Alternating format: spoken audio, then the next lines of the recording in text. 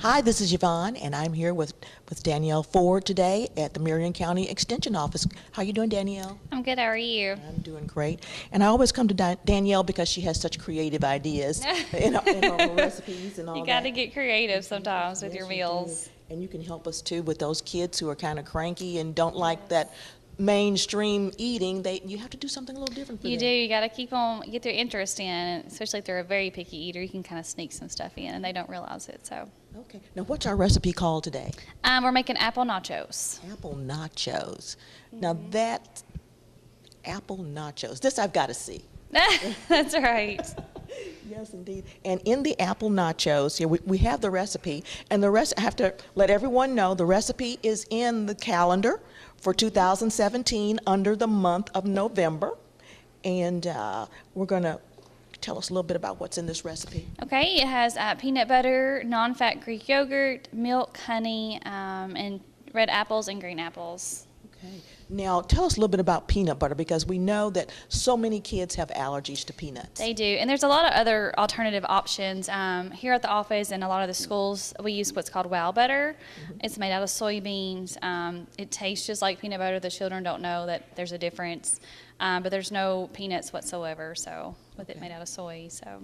And I know the recipe here says Greek yogurt. Does it have to be Greek yogurt? It is not. You can put regular yogurt to your taste. The Greek yogurt just adds a little extra calcium and protein into the product. So. Okay. And I notice as our sweetener we're using honey. We are. Honey's a great option too, especially with a lot of people have diabetic issues. Honey's a great option too. Okay. Now I know we've got. Go ahead with the apples when you're making the recipe. We have it here in front of us where it's already been made up. Tell us a little bit about what you did in order to get this recipe. It's a real simple recipe to make, super easy, very few ingredients. So it's great to get the kids in the kitchen as well. So just bought the apples. We washed them up with under cold running water, dried them. You will use an apple slicer, or you can slice it as a knife. We keep the peels on, but if your little ones don't like the peel, you can always take the peeling off as well. Mainly just slice your apples. You're going to layer it onto your plate, however you would like to arrange it. So this recipe calls for 2 of each of the green apples and 2 of the red apples. This here is just 1 of each, 1 red, 1 green. So it makes quite a bit. If you want to put it on a platter or something or take it somewhere, it's a great option. Okay. Now tell us how to put this together. Very simple. You measure out your ingredients. You have your peanut butter, 1/4 a cup, a 1/4 a cup of non-fat Greek yogurt, 2 tablespoons of milk, a tablespoon of honey, and that all goes into the blender and you mix it up. And that's pretty much it. I like to stick it into a Ziploc bag and cut the end off and drizzle it on my apples because it is a little thick in consistency. So if you just spooned it out, you're just going to have dollops of your mixture instead. But if you do a Ziploc baggie, it's less mess, and you can drizzle it on a little better. And I just topped it with some raisins just for some extra color. But that's an extra option. You can add nuts if there's no issue with nuts. Some cranberries. Cranberries is a great option. Adds a little color to it too. Granola is a good option as well. Especially, and you could even slice up other fruits. Bananas, blackberries, blueberries would be a beautiful option for it as well. I know we're always talking about safety in the kitchen. Now I know with the apples, you have the corer that you're going to be using, or if you plan to use a knife. Either one, they could be really sharp. So just be mindful, especially if they're wet of any type. Make sure you dry them off and just be careful. There's no need to rush when you're using knives, or even the corer. They're sharper than we think a lot of times too. So, and especially be right there beside little ones if you have little ones helping you. What about your surface that you're working on? Like our red pad here? Yes, we have color-coded mats, so if you ever come to one of our programs, we generally give out reinforcement items, which this could be one as well. We have red and green ones, so generally we stick to fruits and vegetables for one, and then we do raw meats on the other.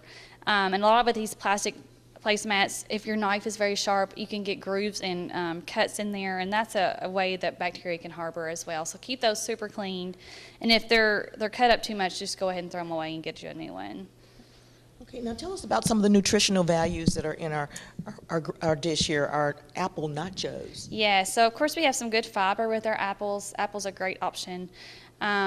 We have good protein with the Greek yogurt and the peanut butter. We also have the fiber with the raisins too. So depending on what you add to it, you can add some more ingredients. But you got vitamins A, and E in there, so that's really good too. Okay. And this is Peanut Butter Lovers Month. It So, is. for everybody out there who loves peanut butter, they get their own month now. They probably need it too. Oh, they probably But once you make it a couple times, if you like a certain flavor, you can add extra ingredients to it as well. But it's super simple to take somewhere. It's a great idea for a potluck. We all love fruit trays, but adding, instead of doing like a fruit dip, the little peanut butter dip's a good option too. So. And what about our prep time? It's about what, about 10 minutes? At most, no, not hardly. Mainly, I think because I've made it so much, it doesn't take long at all. But mainly just cutting up the stuff and getting all the ingredients mixed up, and you're good to go. So super simple recipe. Now, is this expensive? No, it really isn't at all. And right now with all the holidays, there's a lot of sales going on too, so that's an option. Mainly your honey is probably your most expensive thing here. Honey's not cheap. No. But those little honeybees, The little honey bears. they work their little tails off to get that honey. The apples really are on sale. They're super cheap because generally apples are more of an expensive apple sometimes, but it really wasn't hardly any cost at all. And that is important too when you have to go to a lot of dinners or potlucks. The cost does add up because you have to make so much of it. So just remember, this recipe does make all of these as well, so it'll probably double what this platter looks like too. So. And we did want to touch on and review some of the safety tips that we had before, Sure. but it's always good to repeat those for somebody who didn't hear them the first time. Right. Tell us a little bit about that turkey you may be cooking for the holidays. Yes, so that's always a big deal. You worry about someone getting sick if you're cooking a turkey. So you follow simple, your hands are clean, you cook it for the proper time. The internal temperature of your turkey does need to be 165. And that especially goes for if there's stuffing inside the turkey or extra vegetables inside, they need to reach 165 degrees as well. So be mindful of that, and especially if you're cutting up your meats, if it's raw, use the same utensils, the same cutting board just for the raw meat, and then take it away to be cleaned with warm soapy water to kill those bacteria. And don't use your same knife that you cut your raw meat up with to cut up vegetables too. That's a real terrible thing with cross-contamination. Yes, and that's a big thing, and you don't realize it too. So just be mindful and make sure that if you do go out, kind of make sure you watch what you eat as far as things that have mayonnaise in it and stuff. Potato salad is notorious for people getting sick. You never know how they prepare anything with a mayonnaise-based product in it.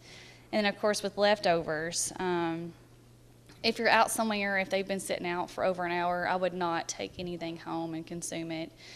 You're just asking the risk for some bacteria and get sick, okay?